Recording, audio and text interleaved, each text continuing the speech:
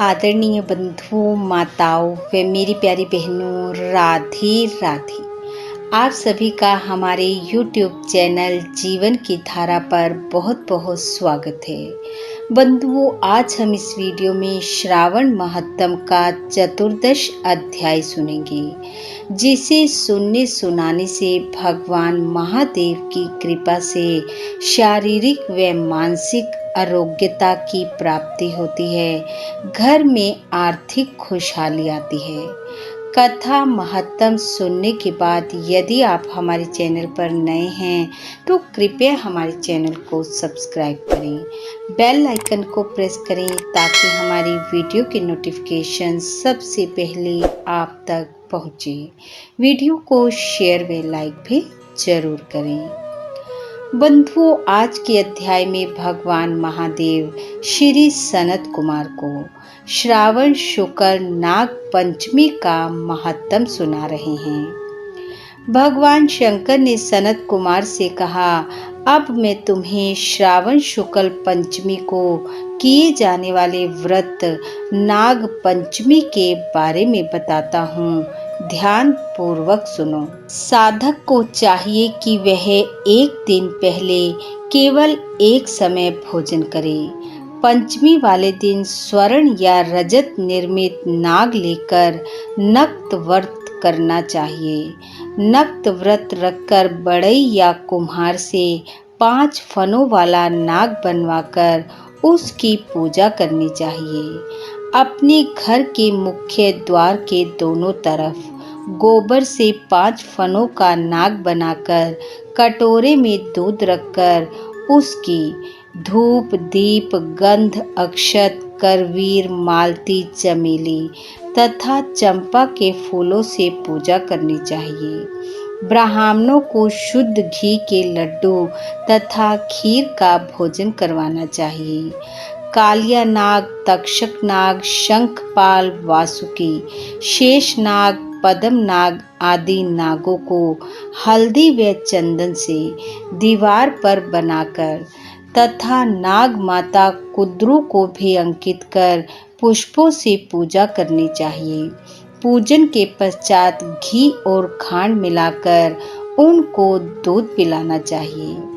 इस दिन लोहे की कढ़ाई में पकवान बनाने वर्जित हैं। गेहूं और दूध की खीर बनाकर भुने चने, धान का लावा और भुने जौ नागों को देने चाहिए और स्वयं भी इन्हीं वस्तुओं का भोजन करना चाहिए तथा परिवार वालों को भी भोजन में ये ही वस्तुएं देनी चाहिए। सांपों की बांबी के पास गान वाद्य द्वारा उत्सव मनाना चाहिए। ऐसा करने वाले मनुष्यों को जीवन भर कभी भी सर्प डसने का भय नहीं रहता। हे सनत कुमार, सर्प के दर्शन करने से ही मनुष्य अधोगति को प्राप्त होता है। सर्प तमोगुणी होता है। विधि पूर्वक ब्राह्मण सहित नाग का निर्माण कर पूजा करनी चाहिए। इस तरह 12 महीनों की शुक्ल पक्ष की पंचमी का व्रत करना चाहिए। वर्ष की समाप्ति पर श्रावण शुक्ल पंचमी को फिर से नागों का पूजन करना चाहिए। श्री नारायण जो सब स्थानों पर स्थित हैं, सब वस्तुओं को प्रदान करने की क्षमता रखते हैं, जो अपराजित हैं, उनको स्मरण कर इस प्रकार प्रार्थना करनी चाहिए।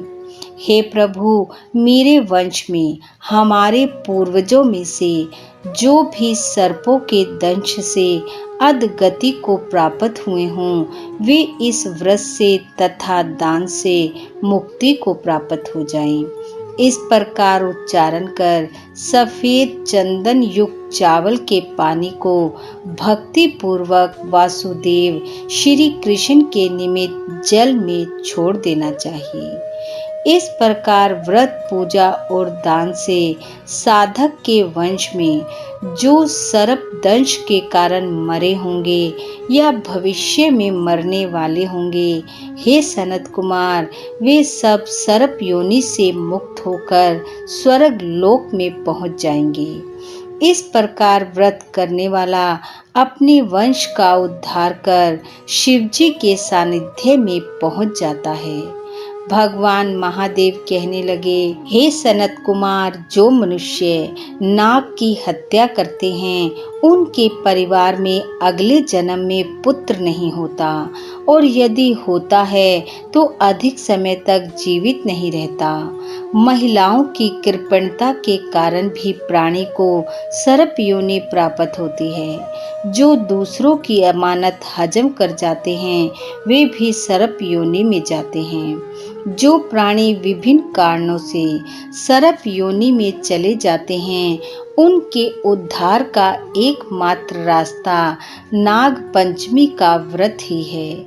जो प्राणी नाग पंचमी का व्रत तथा नाग पूजा करते हैं उनकी भलाई के लिए नागों के स्वामी शेष नाग और वासुकी नाग भगवान विष्णु से और मुझ से हाथ जोड़कर प्रार्थना करते हैं। शेष नाग और वासुकी नाग की प्रार्थना पर भगवान विष्णु और मैं उन लोगों की सब मनोकामनाएं पूर्ण करते हैं। इस प्रकार हे ब्रह्मपुत्र सनत कुमार, जो प्राणी नाग पंचमी को नाग देवता की पूजा करता है, इसके कथा महत्तम को पढ़ता सुनता वे दूसरों को सुनाता है, वे नागलोक में अनेक तरह के भोगों को भोग कर अंत में वैकुंठ लोक को जाते हैं। इति श्रावण महत्तम चतुर्दश अध्याय समाप्त। बोलो शंकर भगवान की जय। बंधुओं, भगवान महादेव की कृपा आप व आपके परिवार पर सदैव बनी रहे। आपका घर आंगन खुशियों से महकता रहे। इन्हीं शुभकामनाओं के साथ आप सबका बहुत बहुत धन्यवाद। राधे राधे।